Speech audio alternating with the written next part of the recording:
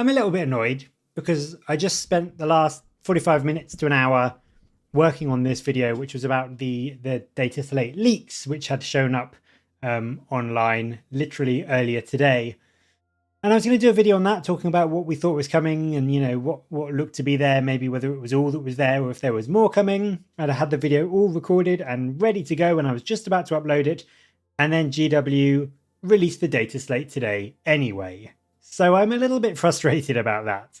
But I'm going to crack on anyway. I'm going to get this video done. I'm going to reuse a lot of what I've recorded because, to be honest, the Dataslate doesn't have a huge amount of changes. Just to clarify, yes, the 40k balanced Dataslate did release today. It was expected next week was when they had originally planned to release it, but because something happened with the app and it accidentally got uploaded early, they just decided to release it today. But it's not the biggest Dataslate. It's a little bit disappointing. I'm going to cover all the different factions in a few videos over the weekend, but today I wanted to talk about the Marines in particular, and the Space Wolves, the Blood Angels, and the Dark Angels, because they all got some changes in this Dataslate. So let's dive right in and see what has changed for those factions and for the generic Marines. First up, we have the Space Wolves. They didn't actually get any rules changes per se, they just got some adjusted points. So two of their main characters got a bump. Arjak has gone up 10 points to 105, whilst Ragnar has jumped up 10 points to a flat 100. They're still both very, very usable, I think, and definitely worth taking. It just maybe taking them will now force you to drop an enhancement or something. There was also an increase to the Thunderwolf Cavalry, who are incredibly strong right now and bring this great mix of speed, durability, and actually moderate damage output. They currently cost a absurd, in my opinion, 100 points for 3 or 220 points for 6. That has now changed to 115 points for 3 and also now 230 points for 6. So it's a jump of 5 points per model for a minimum squad of 3 and just a little 10-point jump for that full squad of 6. But that is, if you are bringing minimum units, quite a significant increase. It also looks like a unit of 20 Blood Claws has gone up to 285, so it's still only 135 points for the minimum unit of 10, but now a big full unit is 15 points more expensive. And essentially what this means for the Space Wolves is if you were running 3 minimum squads of Thunderwolf Cavalry, Arjak with some Terminators, Ragnar with a 20 strong blob of Blood Claws, that is a hefty 80 points increase compared to what it was before. So that could well cost you something like a character, like a lieutenant or something, to fit into your army. So whilst I don't think it's the end of the world, you're still going to have a very good, strong army with a lot of good units. It is going to be just a bit of a tighter squeeze to get everything in. Moving on from the Space Wolves to the Blood Angels, I didn't see a huge amount here. I don't think they've got too many changes, but there is one that is fairly significant. The Sanguinary Guard have had quite a big bump in their points value. They've gone from 110 points for 3 to 125 points for 3. And then 6 of them cost you 260 points now, which is a bump from 240. So a minimum unit of 3 is now 15 points more expensive, again 5 points per model, and the full unit of 6 is now 20 points more expensive. So that feels like a nerf, like that is a hefty increase. However, they have also, from looking at the Dataslate, balanced it out by giving them a really quite impressive buff that, in my opinion, actually makes this new points value worth it. Not only is their Encarmine Spear now 4 attacks base instead of 3, which brings it in line with the sword and makes it a very, very attractive option now, but they also have a base 2-up weapon skill instead of the 3-up they have at the moment. So this is a huge, huge improvement to their output, and it really is going to make them much more terrifying in combat. Even if you don't have a character with them, if you are just running them solo, they are now going to be almost as scary as they were before when they had a character attached. So they've got a really nice buff there. It also means that although they could get the +1 to hit from Dante before, now that they have that baked in, they, as I said, maybe don't need to take a character, or if you do want a character with them to give them their other buffs like Angelic Visage or Heirs of Askelion, you can do it with a cheaper character now, so something like a captain with a jump pack rather than with Dante. So you can make them a lot more cost effective than they were before and still have mostly the same level of output. So I actually think this, although they've gone up in points, may actually in the long run turn out to be a bit of a buff for the Blood Angels and for the Sanguinary Guard. That, however, was all I could see for the Blood Angels. I don't think they had any other adjustments. But then, of course, we do also have the Dark Angels. They are not to be forgotten, and they also got some reasonably noteworthy changes. First up, the points, the Dark Shroud got a drop, which is, in my opinion, very, very, very welcome. It was already a fairly solid unit. It gave you that -1 to hit aura, so it was not being seen everywhere, but a lot of people did bring it for that debuff on enemy shooting.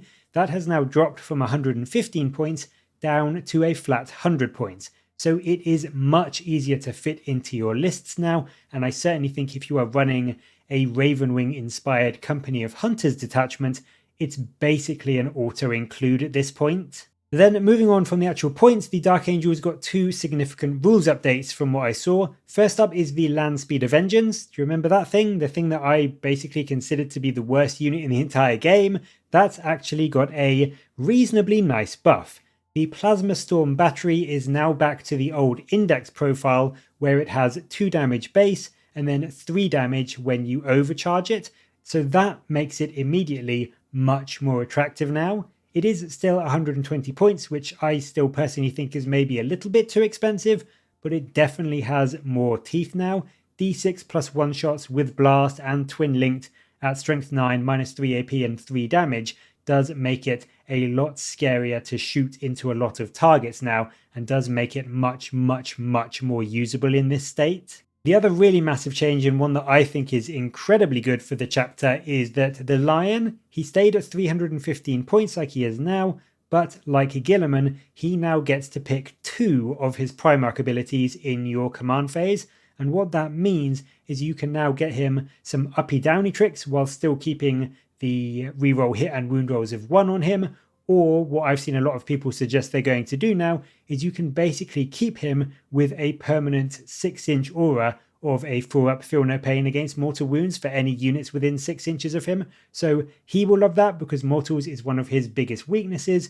Your Deathwing Knights will also love that because that is also one of their biggest weaknesses. So being able to essentially just have that up all the time and consider that just an extra passive that he has makes him so much more powerful and useful and just so much more flexible, you know, in terms of what he can do on the battlefield. You know, you can get that uppy downy and keep the Feel No Pain, or you can keep uppy downy and go for the reroll hit and wound rolls of 1. You can mix and match so much more easily now that you can pick 2 of them. So he is in a really good spot. He is 315 points, which I don't think is bad for what he can do now. And genuinely, I think we are getting pretty close to spot on with him being in a good place rules-wise and also points-wise now. So they may not have got much, but that at least is one good thing that the Dark Angels did get. However, that isn't all for the Marines. There are also some points drops for the generic units that the Marines have access to. So your aggressors, they are down 20 points for 6. So it's either 100 points for 3 of them or a flat 200 points for 6 of them now. Blade Guard veterans stay 80 points for 3 of them, but 6 of them, so a full squad now goes back up to 170 points, so they have gone up 10 points. Your Assault Intercessors with jump packs, likewise their minimum squad, so 5 of them stays 90 points, but a full 10-man unit goes up 10 points to 170 points. Both the Ballistus and the Redemptor Dreadnought also got a change. The Ballistus caught a unfortunate and, in my opinion, unnecessary nerf. It's gone up another 10 points to 150, whilst the Redemptor got a welcome reduction in points. It's gone down 15 points to 195. I think the Ballistus is definitely too expensive at 150. I also think the Redemptor is definitely better now and definitely approaching usefulness at 195, but maybe still a little bit too pricey for what it does. Maybe 190 and it would start to be sort of at that sweet spot, but definitely 15 points off it is a step in the right direction, and it is, as I said, at least approaching being useful to bring now. Finally, there was also some drops to the Land Raiders. The regular Land Raider went down 20 to 220 points from 240, whilst the Land Raider Redeemer, that dropped down 15 points, going from 285 down to 270. So those are just a little bit easier to fit into your list now. Certainly things like the Land Raider at 220, that's a fairly good defensive profile. And of course, being able to have a Terminator unit get out and still charge after it's moved for 220 points, I don't think that's too bad at all. And I am quite tempted to try one out with a Terminator heavy Deathwing army at some point soon. So there are a few notable points drops and a couple of tasty rules adjustments for the generic Marines and also the Space Wolves, the Blood Angels and the Dark Angels. But I have to say, I think overall from what we've seen, I'm a bit disappointed. I was expecting the data slate this time to be a bit more substantial and a bit more all-encompassing. Yes, there have been some fairly decent points drops, and I think certainly, things like the Dark Angels feel a bit better. But to me, they haven't quite done enough. I was hoping there would be more sort of rules change and the actual data slate itself would have more. There's barely anything that's changed in there. It does seem to be very much a points focused update. And I think that a lot of what is wrong with some of the Marine factions, certainly for the Dark Angels, isn't just points fixable. It needs to be something a bit more drastic. I mean, don't get me wrong, Space Wolves are still going to be good. Their units have gone up a bit, but they are still fairly strong. The Blood Angels, I think the Sanguinary Guard changes might actually end up being a bit of an improvement, but certainly at worst a side grade, so I don't think they're going to be feeling too bad. The Dark Angels, yes, the Lion got better. Yes, 2 units got better in the Dark Shroud and the Vengeance. But again, it's our detachments that are the issue. And to not see updates to things like Belial or Asmodai, it just kind of blows my mind. I don't know why they didn't do that. But even on the actual generic unit front, things like Terminators, they have been in sore need of an update for the entire edition, really. And I don't understand why, not just points adjustments, why didn't they do something to their datasheet to make them better? Why are they still languishing as they are? There are so many units and parts of the codexes and the armies that just needed more of an update than just a points drop or a points increase. And I just really don't understand why GW is so reluctant to do that. I think there have been a few weird decisions here. I don't think the Ballistas needed to go up again. I'm glad the Redemptor went down. I think it could go down a little bit more. But it doesn't seem to have been a very well thought out data slate to me. And I think that whilst it is going to make armies feel a bit better, it's not going to actually improve them very much competitively. Certainly for the Dark Angels, I don't see these changes making us a more competitive faction. Yes, the Lion is good. He's probably worth taking most of the time now, but there are still so many weak datasheets and our detachments are still so underwhelming. I really think we are going to be a fairly low tier faction still, even post data slate.